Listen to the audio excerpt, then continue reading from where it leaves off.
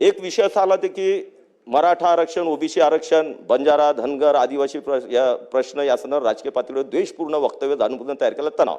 अध्यक्ष, तणाव कोणी निर्माण केला अध्यक्ष महोदय? हा तणाव कोणी अध्यक्ष महोदय महाराष्ट्रात निर्माण केला? हा आपणच केला ना अध्यक्ष महोदय. आपणच दोषी नाही आहे अध्यक्ष महोदय. Maratha versus OBC. आता आमचे विजय निघून गेले इथून. काय आवश्यकता होती अध्यक्ष महोदय? तुम्ही या महाराष्ट्राचे सन्माननीय सदस्य आहे, नेते आहे, मंत्री राहिलेले आहेत, एका पक्षाचे मोठे नेते आहेत. आपण एका समाजाची कशी बाजू घेऊ शकतो अध्यक्ष महोदय? कशी बाजू घेऊ शकतो अध्यक्ष महोदय? आणि का वातावरण खराब होणार नाही? आता विजूभाऊंनी काय काय बाजू घेतलेल्या आपण सगळ्यांनी पाहिलेल्या आहेत आणि तेच या प्रस्तावामध्ये येत आहे अध्यक्ष महोदय.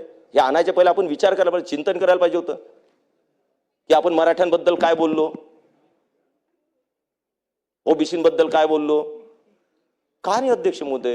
आमचे एक सन्माननीय सदस्य होते जे आता माजी आमदार झालेत, ते मराठ्यांची बाजू घ्यायचे ओबीसींच्या विरोधात, हे ओबीसींची बाजू मराठ्यांच्या विरोधात. आपणच राजकीय नेते अध्यक्ष महोदय एका एका समाजाचे हे पकडून त्या समाजाचं नेतृत्व करण्याचा प्रयत्नामध्ये आपणच तर तणाव निर्माण करू. आपण सर्वसामान्य प्रत्येक माणसाचं नेतृत्व करतो ही जर भावना आपण ठेवली तर हे तणाव कमी होतील अध्यक्ष महोदय. परंतु नाही, आपल्याला आपल्या पोळ्या शेकायच्या असतात, त्यामुळे आपण आपल्या पद्धतीने चालतो.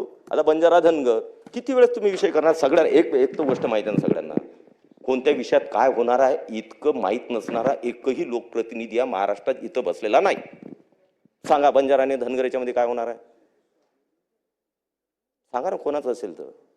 कोणीही स्पष्ट बोलणार नाही. सगळ्यांना माहिती आहे की बंजारा आणि धनगर या आरक्षणामध्ये काय होणार आहे. प्रत्येक लोकप्रतिनिधीला माहिती आहे.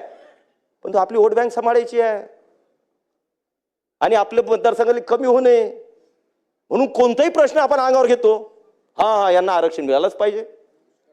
मिळालं की नाही हे माहित असते, मिळणार नाही तुम्ही तर खुश करायचं आहे. हे तर आपले 10,000 मतं जातात की नाही बोलणार साहेब? त्यामुळे ऍड्रेस करावंच लागतं. आणि याच्यामध्येच तर तणाव वाढत चालला पूर्ण समाजांमध्ये. कारण लोकप्रतिनिधी असे ताकदवर नाही ना जे स्पष्ट ते बोलणारे. स्वतःची पुढची आमदारकी कशी टिकेल याच्या विवंचनेमध्ये पूर्ण महाराष्ट्र खड्ड्यात केला चालेल, पण माझी आमदारकी टिकली बाई हा एकमेव उद्देश आपला चालू असतो. मराठामध्ये काय, आरक्षणामध्ये काय होणार आहे माहिती आहे. 54 मोर्चे झाले, त्यानंतर सन्मान्य जरांगे पाटील साहेबांचं आंदोलन चाललं, आतापर्यंत चालूच आहे. शेवटी काय झालं हे आपल्याला माहिती आहे, त्यांनाही माहिती आहे, मराठा समाजाला माहिती आहे. शेवटी सरसकट नान सोडून दिला. हे पहिलेच आपण सांगत होतो ओबीसीत घेता येणार आहे डायरेक्टली, हेही पहिले माहिती होतं, त्यांनाही माहिती होतं, आपल्यालाही माहिती होतं, जनतेलाही माहिती होतं. मग आंदोलन कशासाठी? शेवटी तेच होणार आहे हे माहिती असताना स्वतःचं नेतृत्व, स्वतःला आपल्याला पुढे जायचं, याच्यामध्ये जर आपण महाराष्ट्र पेटवत असू अध्यक्ष महोदय, तो कोणत्याही संघटना असो की कोणते राजकीय पक्ष असो, तर हे महाराष्ट्राचं भविष्य चांगलं आपण करत नाही. हा माझा स्पष्ट म्हणणं अध्यक्ष महोदय.